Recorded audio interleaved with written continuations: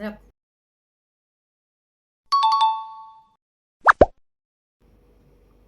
โดยสบายดีท่านผู้ชมมาพบกันอีกแล้วเนาะกับซองปอเป็ดสวนกินเนาะโดยมื้อนี้ปอเป็ดเนาะจะชวนท่านผู้ชมมากินเนาะซาลาเปาเนาะซาลาเปาเนาะมันจะมีไส้เนาะซาลาเปากับหมั่นโถเนาะนี่ซาลาเปาเนาะนี่ผ่านมามีแต่ถ่ายให้เบิ่งบ่ได้กินเนาะมื้อนี้จะชวนท่านผู้ชมมากินน้ำกันเนาะแล้วก็จะมีกินกับกาแฟดำท่านผู้ชมไข่ต้ม1หน่วยเนาะ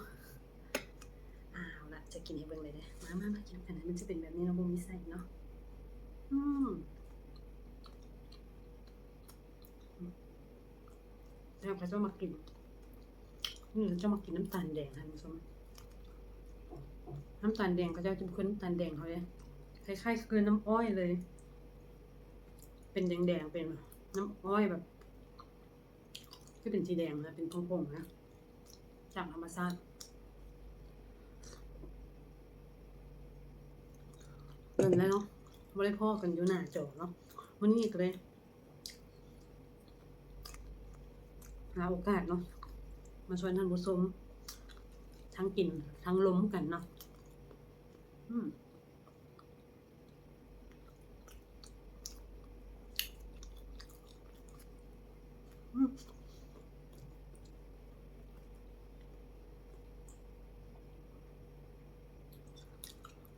เป็นตั้งแต่FC คิดฮอดกันสิบ่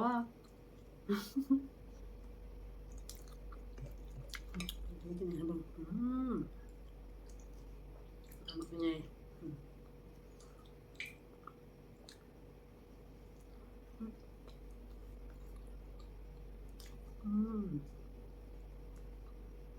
แซ่บเปาจือแซ่บเปาจือหมั่นโถ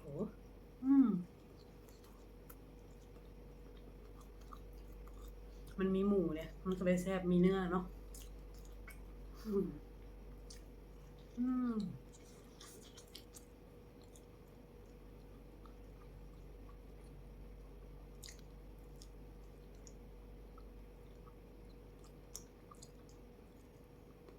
อาหารเช้ามันอยู่นี่แล้วเรื่องกินเบาๆท่านผู้ชม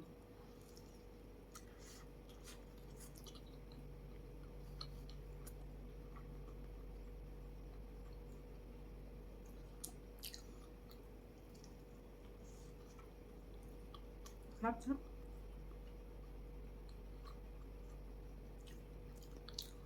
ทำยังไงแซ่บ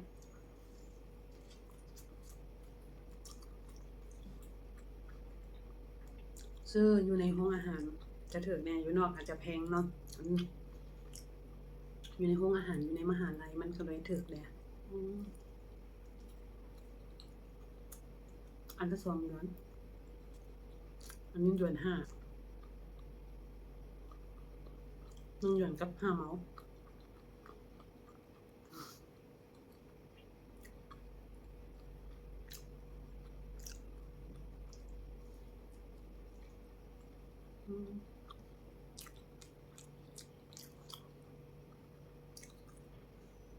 วันนี้ชวนท่านผู้ชมกินอาหารเช้าเดี๋ยวมันอาจจะชวนกินอาหารเที่ยง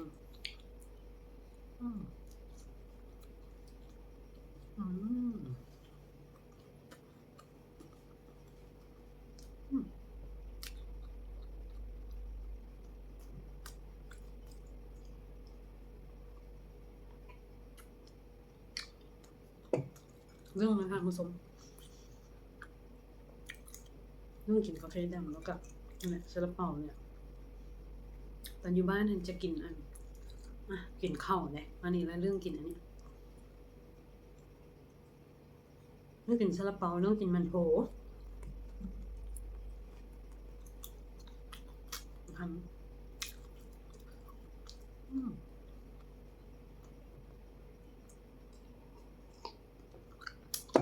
ขมหวานนิดนึงหวานน้อยนึงจะไม่ได้หวานหลายแบบหวานคือน้ำตาลแบบอะไรปกติเคยกับโบมากินหวานอยู่แล้วนะกินหวานหลายบ่ได้วินหัว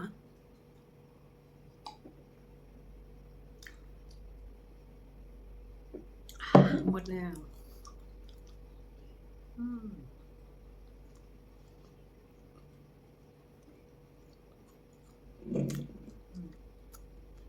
นมเพิ่มแคลเซียมมาสิบางเทื่อก็ผสมใจน้ำกาแฟดำกินแต่บ่มีเครื่องเฮ็ดกาแฟแบบเฮ็ดเอสเปรสโซ่บ่อันนี้แบบแต่งกาแฟกินธรรมดาอืม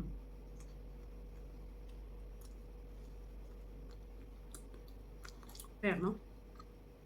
คนอื่นก็จะกินต่ำกินน้ำเผ็ดยั่วๆนะคอยมาชวนท่านผู้ชมมากิน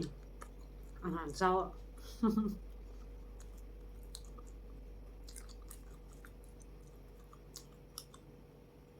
อืม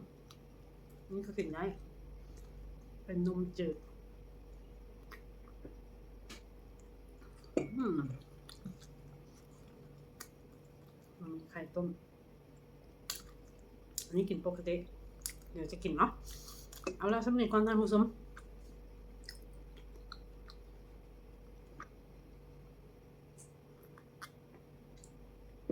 เอาละท่านผู้ชมนะมื้อนี้เนาะสิเอาสำนีก่อนเนาะพอเท่านี้ก่อนเนาะไข่ต้มเนาะกินภายหลังเนาะแล้ววันนี้มากินก็คือว่ามากินกะละเปาให้เบิ่งซาลาเปาจีนแล้วก็มันโถเนาะกับกาแฟดำพันมามีแต่รีวิวเนาะนี่จะกินให้เบิ่งเลยเนาะแซ่บอิ่มท้องอาหารเช้าท่านผู้ชมกินกาแฟให้ตึงเราจะได้มีกำลังไปเรียนหนังสือหรือว่าไปเฮ็ดเวียกเนาะกาแฟดำเนาะบ่มีน้ำตาลเนาะอันนี้ขนมจืดขอบใจทุกท่านเนาะที่มาเบิ่งมาชมมากินนำเด้อขอบใจหลายๆเด้อเดี๋ยวมื้อหน้าพบกันใหม่ขอบใจทุกท่านเนาะที่มารับชมมากินนำกันเนาะท่านผู้ชมขอบใจหลายๆบ๊ายบาย thank you for watching 谢谢大家的观看。